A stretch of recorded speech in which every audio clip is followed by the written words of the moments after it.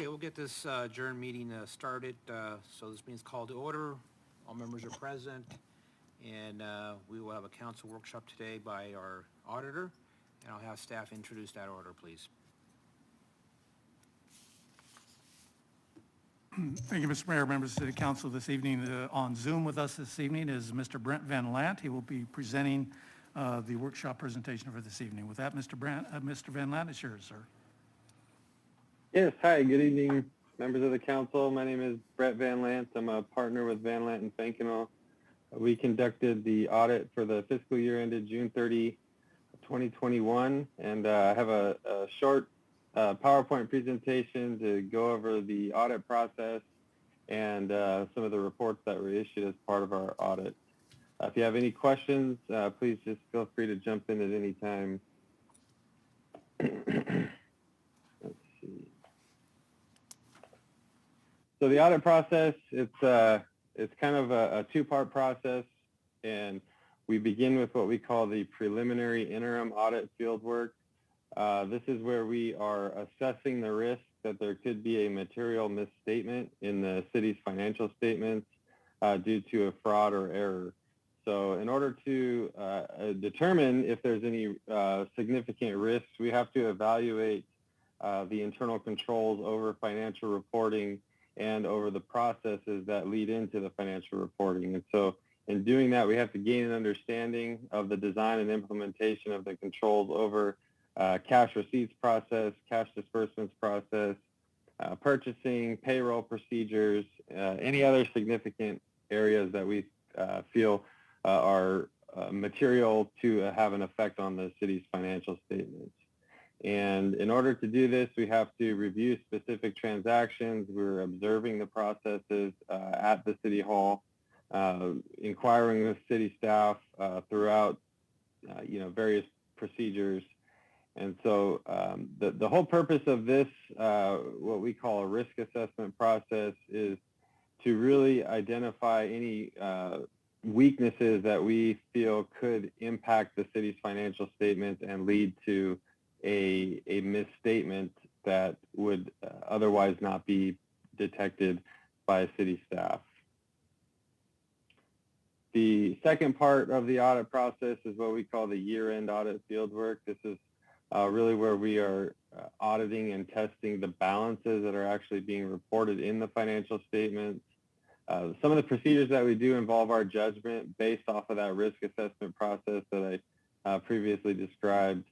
And in order to test the balances in the city's financial statements and ensure that they can be relied upon, we do various substantive procedures that would include confirmation with outside organizations. So this would include the County of San Bernardino. We confirm the amounts that are being paid to the city from the county to verify that it's properly recorded. In addition, any payments received from the state of California, we would verify that those revenues are properly recorded in the city's financial statements. We also do various analytical procedures to determine any fluctuations from one year to the next, to really understand why there might be fluctuations, should there be fluctuations, and determine if any of that activity is due to a material misstatement. And so we have to inquire with city staff, review documentation to support any of these variances and changes from one year to the next so that we can feel comfortable when we state our opinion on the financial statements. So there are several reports that are being issued as part of our audits. Most notably is the audit report. That's the opinion on the financial statements. There's a report on internal control and compliance. This is internal controls over financial reporting and compliance that could have a material effect on the amounts reported in the financial statements.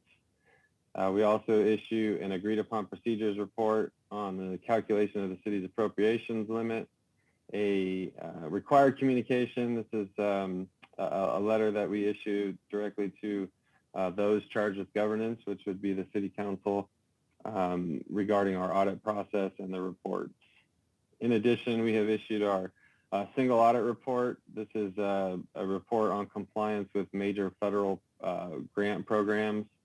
And the purpose of that is to identify any material non-compliance with the grant requirements.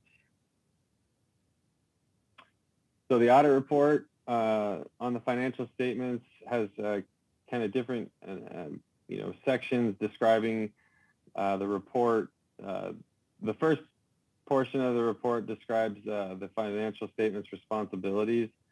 These are management's financial statements. They are prepared with the responsibility by management. Our responsibility is to express an opinion on these financial statements and provide reasonable assurance that the amounts can be relied upon and they're properly stated in accordance with generally accepted accounting principles. So it also discusses the applicable standards that we follow as part of our judgment or as part of our audit, and indicating that some of the procedures that we do are based off of our judgment. The city's financial statements received an unmodified opinion, which is a clean opinion. That's the highest level of reporting that you can get in an audit. The report also describes our responsibility over the required supplementary information, budgetary schedules, pension and OPEB schedules. We're performing limited audit procedures on these, and we're not expressing an opinion on those sections of the financial statements. In addition, it describes our responsibilities over the other supplementary information that's included as part of the financial statements.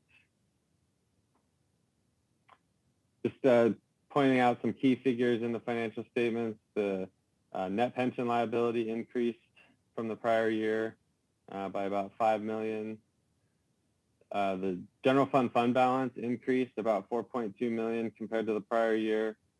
I was going to point out your unrestricted fund balance in the general fund is approximately 56% of your 2021 expenditures. So that kind of gives you an indication that there's about 6 to 7 months reserves in the general fund, which is a healthy general fund reserve. GFOA, which is a Government Finance Officers Association, their best practices recommends a minimum of 2 months operating reserve. So you can kind of see where you align with the minimum recommendations.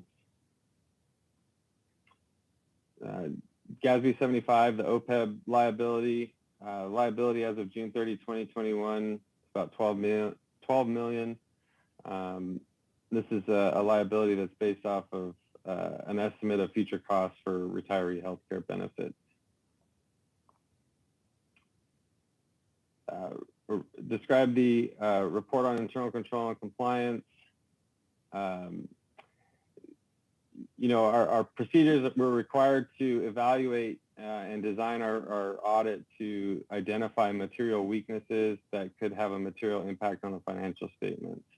And so we are required to report under government auditing standards and issue this report, but we did not identify any significant deficiencies, material weaknesses, or material noncompliance that could have an impact on the financial statements.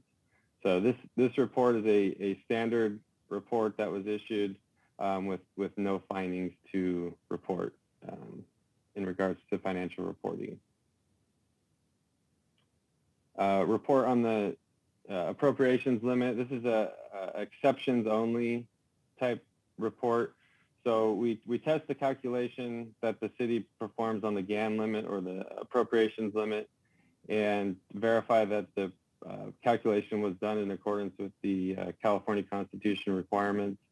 So it's an exceptions only. We did not have any exceptions to the way that this was calculated, and should be noted that the city is well below the appropriations limit. SAS 114 letter, this is the required communication with those charged with governance. Included in that letter that it describes some significant, sensitive disclosures in the financial statements. This would generally be the most sensitive would be the disclosures related to the net pension liability and the total OPEB liability. The reason these disclosures are sensitive is because the amounts that are being reported are a huge estimate, based off of actuarial assumptions. These assumptions and the actuarial evaluation could change in the future, and the impacts could be significant on your financial statements. So this is the best information that we have based off of the standards, but we wanted to bring that to your attention that these are sensitive disclosures because of that. If we had any difficulties or disagreements with management throughout the audit, we would be required to report it in this letter. I'm happy to report we did not have any difficulties or disagreements, and we did not have any other audit findings to include. So with that, that's my presentation on the audit process. I just would like to thank the city's finance staff for all their help and assistance in completing the audits. And if you have any questions, I'd be happy to answer them now.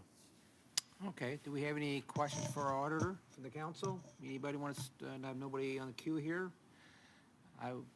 Mr. Rue, Mayor Pro Tem Rue. Yes, thank you, Mr. Mayor. The question, he's on Zoom, it's hard to. The question I have, I didn't know where to look for the camera. In regard to the 2 months operating reserves, when we talk about everything we're doing, does that 2 months include any payments we have on liabilities and things of that sort? Yeah, so the 2 months was the GFOA recommended minimum. The cities was about 6+ months, so between 6 and 7 months reserves. And really, the way we calculate that is evaluate what your total expenditures were for the fiscal year, and look at your unrestricted fund balance in your general fund, and just take a percentage to see what your reserves would be against your total expenditures for a year. And yes, as of June 30, but this is just the general fund, so it does not include long-term liabilities, which would be the net pension liability, OPEB liabilities, things like that. It would only include liabilities that are included in the general fund. That's what I was getting at. Thank you. Okay, I don't see nobody else want to speak up. So I just say this, I did actually look at the audit, went through it, I didn't read it page by page, but I looked at certain aspects of the audit, so it was very informative, and I saw that we had our reserves and our balances. I usually look at the fund balances, and then the liabilities, including our post-employee liabilities. So overall, I think we did a pretty good job in the budget for last year, and then of course the information appears to be very accurate. So congratulations to our finance division, because I know they put a lot of work into that budget, and then the counting of it. So if there's no other questions, I appreciate your time, and we will go on to ask if there's any members of the public that wishes to speak. It's on the agenda. I don't see any speakers. This is regarding the workshop on the audit. And so nobody's raising their hand on Zoom. So I will say this, I know this is on the consent calendar. This is a consent calendar item today on the regular city council agenda, so we will take action at that time. So I want to adjourn this meeting, and we'll stop there.